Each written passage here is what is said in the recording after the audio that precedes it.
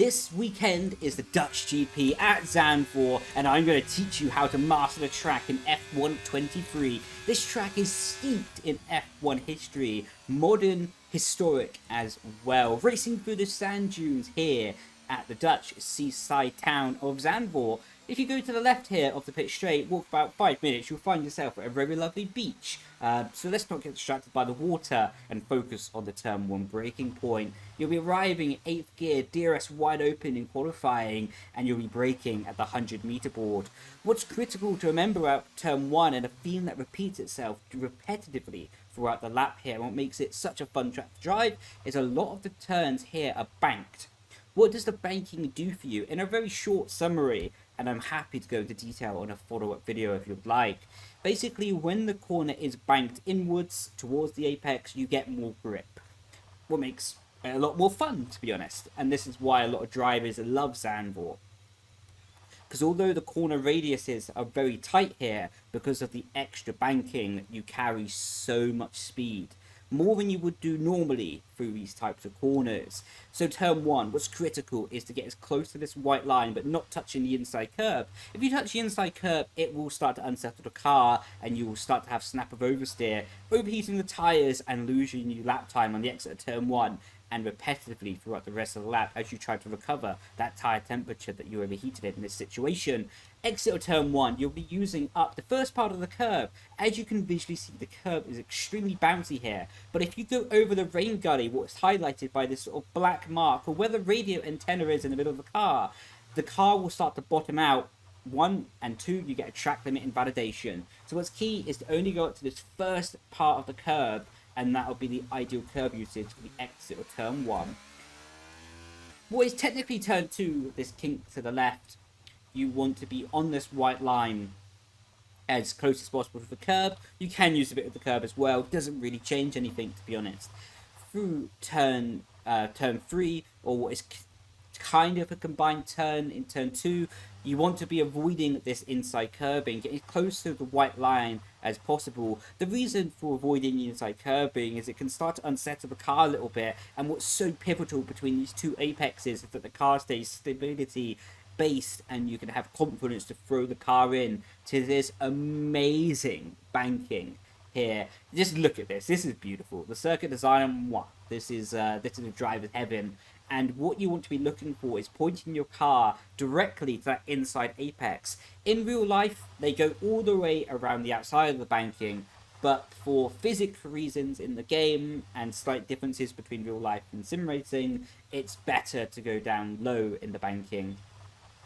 So what you're looking to do is aim your car here to be parallel with the curbing, and that will allow you to do a great V-shape here. And what a V-shape is when you go into the corner and basically at the midpoint turn the car hard and then get back on the power as sharply as possible. So you sort of go away from the curb in the middle of the corner, and you're looking to be middle of the track. And then once you're at the middle of the track, halfway through the corner, turn the car hard and point the car to its exit curb here. Try not to use the exit curb, as it will just give you less lap time. The car will bounce on the curb, and you can still take it flat, but it will just bounce and can maybe cost you half a tenth as you're running up towards the end of the first sector split.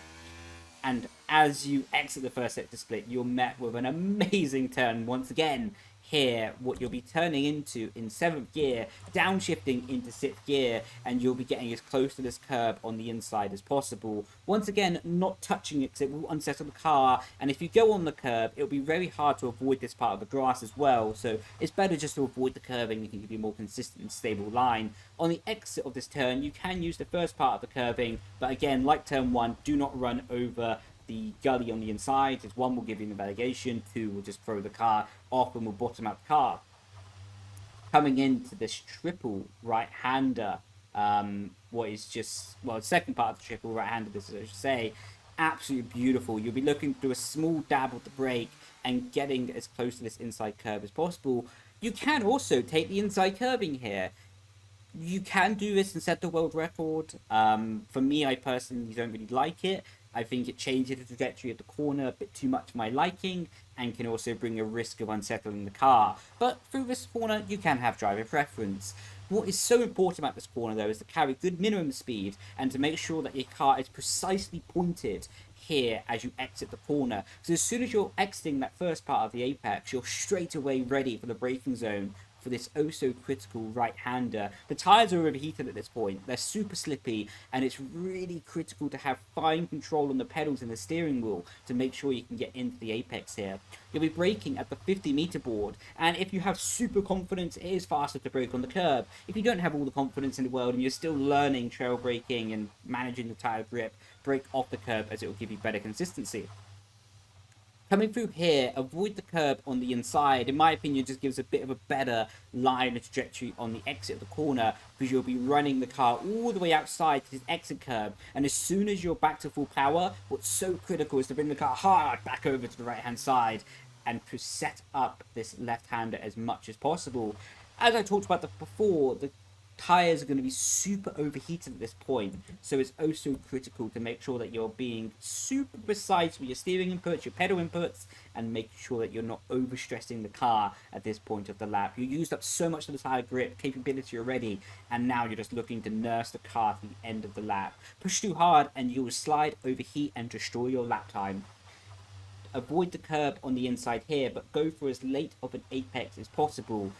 Something that's critical to watch on the exit of this corner is the car will tend to have snap oversteer.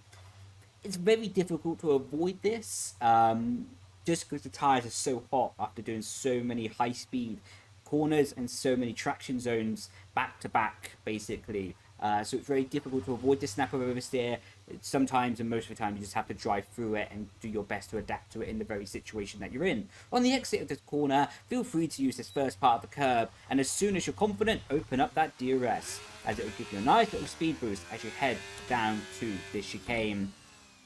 You'll rise over the crest, and as you get to the 100-meter board, or if you're feeling confident as this curve starts on the left-hand side, hit the brakes as hard as possible, keep the car in a straight line for braking, and then you'll be looking to sort of take the curb but not hit the sausage curb on the inside. If you're looking for consistency, that is. If you're looking to do the peak lap time in qualifying, you're ready to risk it all, take the inside orange curb, as it will unsettle the car a bit more but will give you a bit more track usage and lap time potential in qualifying. The same is true in the race, but of course there's a very different risk and reward process in qualifying and the race. So at your own peril, free feel to use it, and if you don't feel that confident with the orange curb, then don't use it and you'll have a much more consistent and a minimal time loss. We're talking half a tenth by not using that orange curb on the inside. Coming through the left-hander, it's really critical to get this inside curve and then basically let the car float out to roughly 1/4 around the track. Basically, this black marker where the tar has been laid out is a good marker. As long as you've got basically a tyre width or 2 tyre widths on the inside of that black tar line, then that will give you an optimal line here in the chicane. What's very strange about the chicane is it's not faster to actually hug the inside. It's actually faster to bring the car out to the middle, get on the power earlier, build up the downforce, and slam the throttle on the exit, avoiding the curb if you can. It will just give you better traction. Like I say, explain that chicane a little bit more.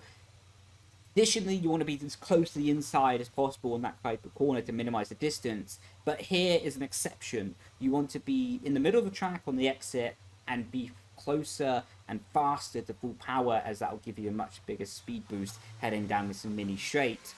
50-meter board, you'll be hitting the brakes. And you can take a little bit of this inside curb if you like. It will rotate the car. So if you have a bit of an understeery car, taking this inside curb will actually help you rotate the car, albeit at the risk of oversteer on the exit. But if you need to rotate the car a little bit more, you can. If you've got an oversteery car, avoid the inside curbing, and that will help neutralize the car balance a little bit more for your liking. What's really important though is that you get the best exit of your life onto this pitch straight. Again, taking the first part of the curb but not running over the second part of the curb, as it will bottom out the car and cause you lap time loss. Here is the DRS activation line, and you'll be opening DRS for the run to the line. Keep the car low in the banking in qualifying, and you'll be looking to stay to the middle of the track on the exit to minimize distance as you run up to the line. Now jumping on board for a full speed lap here at Zandvoort, 100-meter board down into third gear. Again, get as close to that inside curb but never touch it. Use the first part of the curb on the exit. down to 5th gear for the first part, straight line the braking, and now you can see feet off the corner, hard back on the power, full commitment as you rise up over the crest, and now through the left, through the right, in 7th gear, the middle sector. Oh, I'm excited, it's going to be a good one. Down 6th gear, get as close to that inside curve as possible, use the first part of the curving, hold it in the 6th, dab of the brake, get as close as possible to the curving, straight line the braking, and now hard back on the power for the exit, bring the car over to the right, now back on the brakes, and wait for that bit of snap oversteer. That's pretty much inevitable. There you go, open up the DRS, coming into the final sector here at Zandvoort, straight line the braking, and I'm going to avoid that orange curve on the inside for this example, and now you see keeping the car to the middle and hard back on the power. As soon as you have confidence, back to full beans, down to 5th, avoid the curve on the inside, and you can see running a little bit wide on the exit on this example, cost me a bit of exit speed, but nevertheless, this is a full speed lap at Zandvoort. Hopefully this helps you master the track. I've been Brendon Leigh, and hopefully see you in the next video. Gracias actually, ciao ciao, bye bye.